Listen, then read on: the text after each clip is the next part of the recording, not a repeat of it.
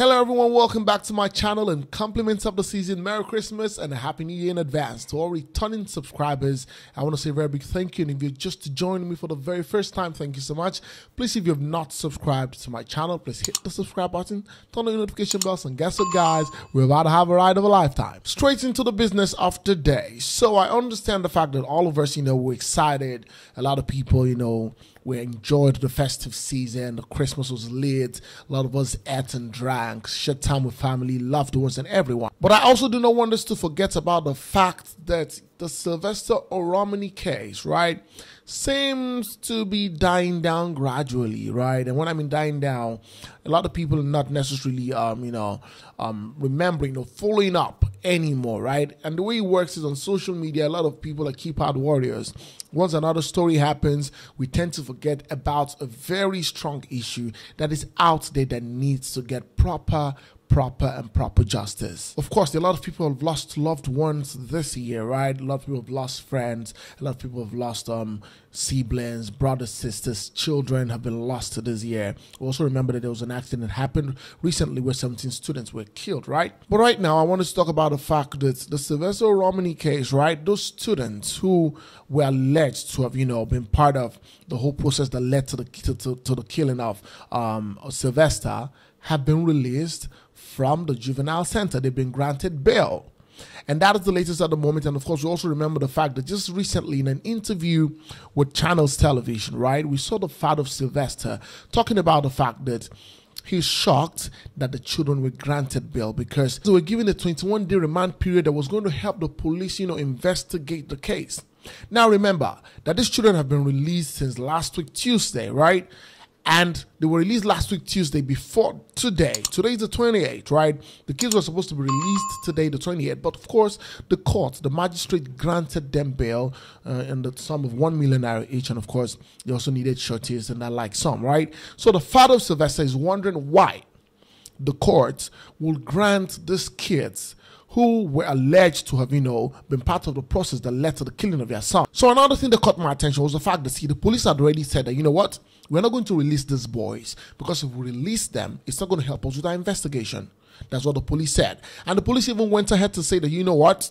If at the end of the 21 days, we do not get to the root of our investigation, we're going to extend the 21 days and probably add some more days to it to help us get to the bottom of this investigation. Remember that an autopsy had already been carried out over Sylvester Oromoni, and of course we're waiting for the autopsy result. The father said they're going to release the autopsy result in due course and at the right time. And I also think that them delaying the autopsy report is dragging this issue.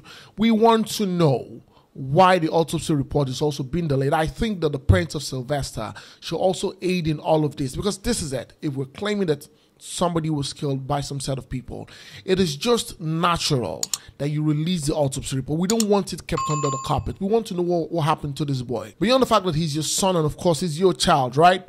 We want to know, because this case is a national case. It's gone beyond your family case. This is a case that has gone to a school, that has gone to a school being shut down, that has gone to some people pulling out their kids from that school, that has gone to some people being arrested. So everything was not kept under the carpet when the whole process was being done. When they were arrested, we knew. When the school was shut down, we knew. When there was a protest by the mothers, we knew. Now, when there was going to be an autopsy, we knew. The autopsy has been carried out, we know. What is the result of the autopsy? We want to know. We want to know the result of the autopsy, and it helps everybody's mind clear. It helps us to know that, okay, these people are, indicted in this matter. Okay, these boys that were alleged to have, dealt with this boy were actually criminals and all of that. So I think also in this conversation I'm having right now, I'm thinking that the keeping of the autopsy report is really not even helping this matter, because the reason why some of these things are dying down also, from my own thought, from my own point of view, is the fact that nobody's hearing the latest from it anymore, right? The latest we know is the fact that these boys have been released, right? But right now, the latest also that we need to know is what the autopsy report is saying. In as much as Sylvester's parents are saying that they're not comfortable with the release of these boys from bail, right? We also don't know what happened in court. We don't know what the defendants, also found out. We don't know what the prosecution is saying, right? So the whole case right now is not just a case where you can just keep quiet and just try to put it under the carpet. We want to know exactly what happened to this boy, What happened eventually? Was he given something to drink? What was he given exactly to drink? How did it go? Did something go wrong in the process where Sylvester's parents also took him away from school? Was there a fault from their own end also? Because keeping this autopsy report is also in some type of way dragging this matter. One of the things that also caught my attention in this whole matter is the fact that Sylvester's father alleged that the school, in connivance with some parents, may not want the quest for justice for his son to be realized. Some of these parents don't want the fact that they want his son to get justice and all of that. And I think that if that is true, if what he's saying is true, then it makes no sense even for those parents also, because guess what?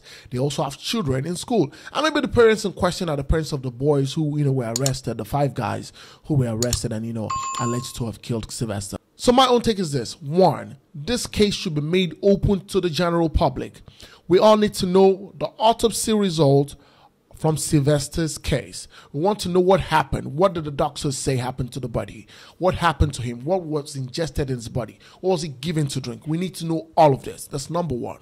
Number 2 is this. The government should make sure that proper justice is carried out to whoever the culprits are. Moving on to my next gist. Last night was Burnaboy's concert and it was nothing short of amazing. So we all remember the fact that, Davido had a concert this year, Burnaboy had a concert this year, Wizkid had a concert this year. And of course, this concert were packed, right? Davido had a decade, right? He was celebrating 10 years on stage. And one thing that I remember that happened both on Wizkid's stage and of course on the video stage was the fact that some fans were just being crazy. They literally wanted to injure this artist. I mean, there was a fan that was dragging Wizkid's leg to the point that Wizkid fell down on stage. Baby, can we do this tonight, Put up. Let's go do that.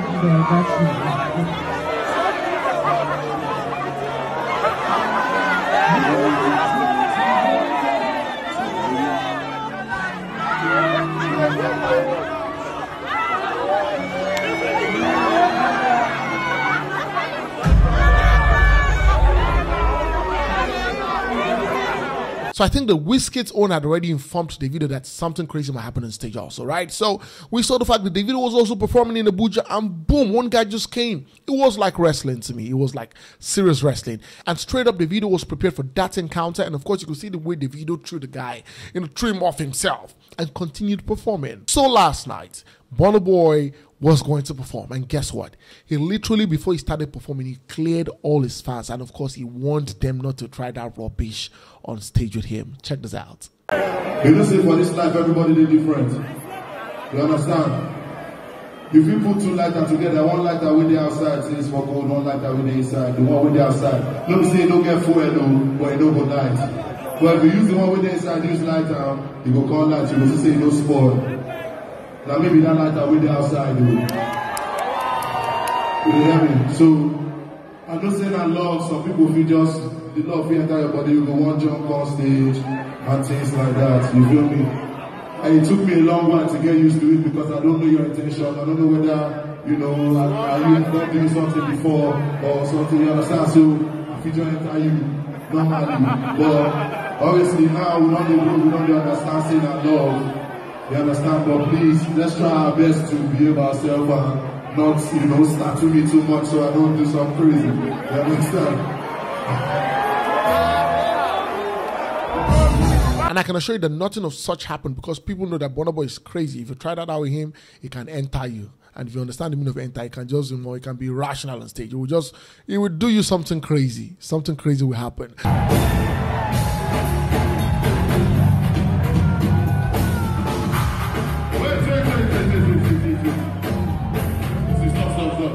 Once time you can dance and you just start shooting up.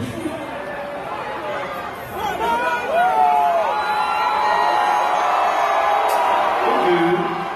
Now Nigeria like this. Oh my, too long, I swear. All right, ladies and gentlemen, of course, we have Simi's concert tonight at the Muri Okola Park in Lagos. And of course, a lot of other events are happening. The Malian Fest is also happening. Naira Mali and friends will be having concerts this next tomorrow, I think, or tomorrow and next tomorrow, right? Thank you so much, guys, for watching. Thank you so much for being amazing people, amazing family this year. I hope to come one more time before the year runs out on my channel, to have a conversation with you guys. I want to say a very big thank you to everyone who supported me, who has grown to all my 143,000 plus subscribers. I say thank you. You guys are the real MVPs. I want to say thank you to God Almighty for preserving your lives, for preserving my life, that we all, can still be here to have conversations. And I want to say I really love you guys. I love you from the bottom of my heart, and I believe that in 2022, we're going to do great things together. I pray that God Almighty will preserve our lives in good health and prosperity and wealth, and we keep us safe, right?